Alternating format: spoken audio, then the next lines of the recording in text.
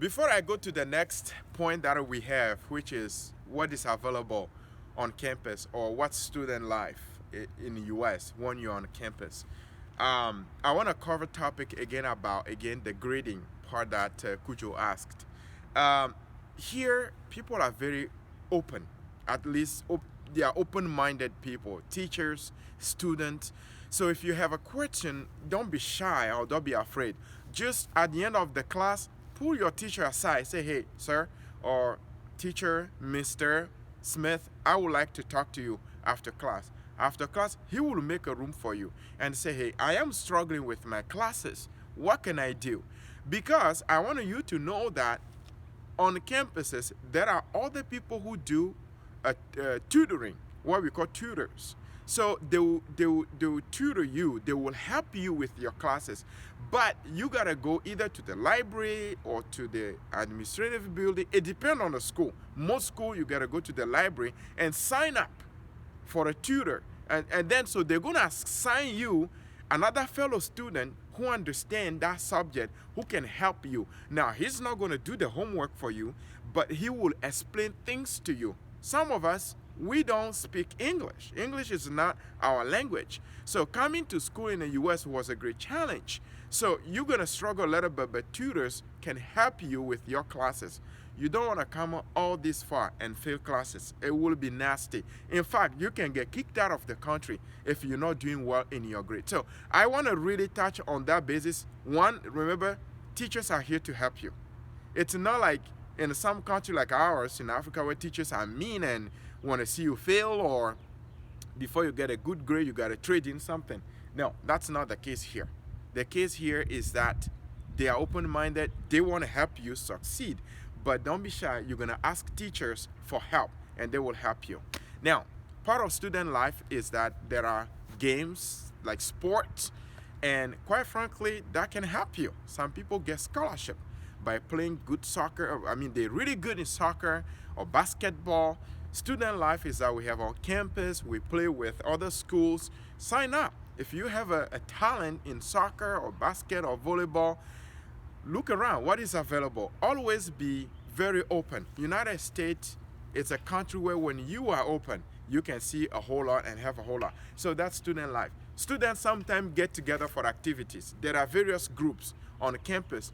Ask questions what this group is about. Oh, this group, they help kids, orphans in Africa. This group, they do some community help. There are various groups. So student life, you got to enjoy it. Sign up for a sport. See what's going on the campus. There is a concert going on. I like stuff like that. I like music. An artist is coming on the campus. We enjoy that. Try to make friends. Americans will not just throw their arm around you because you're an international student.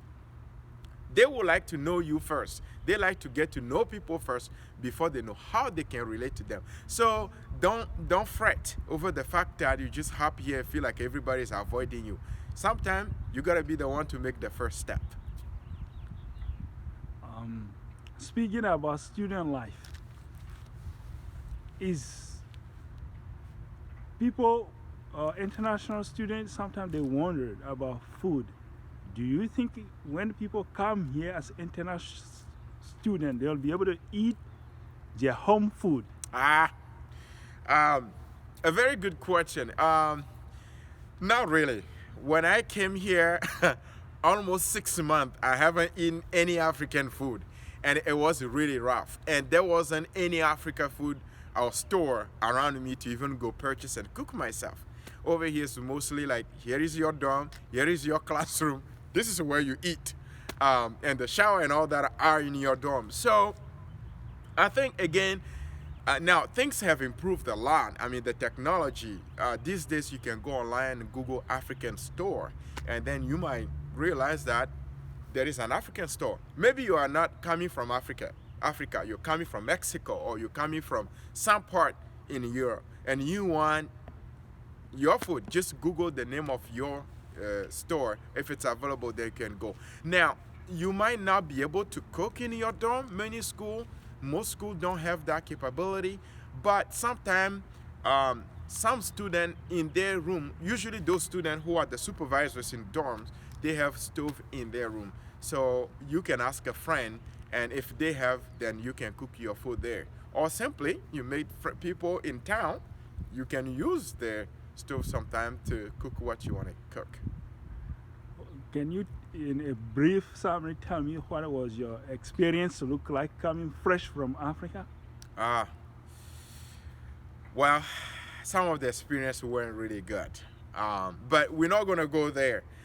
Now, when I came here, I did not really have what they call culture shock, because probably I grew up with a lot of Americans, so I had an idea. Now, the shock that I had is I am not used to people ignoring me, all right? Now, you can take this in a different dimension, whether it be prejudice or whatever it is. I don't know. But like when you're talking to people or you say hi and people just walk and, didn't respond or anything, it's just like, what did I do wrong?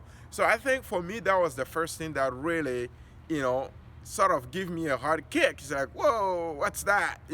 So I talked to other students like, what did I do? But they said, well, you need to listen here. People don't really greet. You don't have to greet anybody.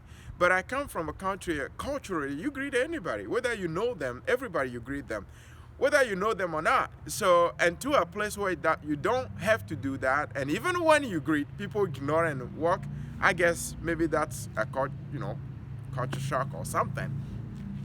So that's one experience. Thank you so much for your honest opinion and Okay. My uh, privilege. Yeah. Well, I'll say thank you again for the interview. Thank you. Have a good day. Yeah, please subscribe to the button below. It's the Village Boy. Yep. More will be coming to you. Bye.